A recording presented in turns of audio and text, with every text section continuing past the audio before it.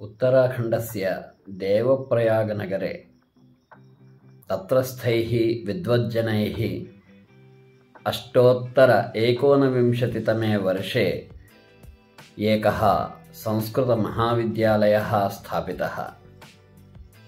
सः महाविद्यालयः अष्टोत्तरशतवर्षाणाम् अनन्तरं राष्ट्रीयसंस्कृतसंस्थानेन अधिगृहीतः। तस्य अधिगृहीतस्य महाविद्यालयस्य वर्तमाने श्रीरघुनाथकीर्तिपरिसरः इति नाम।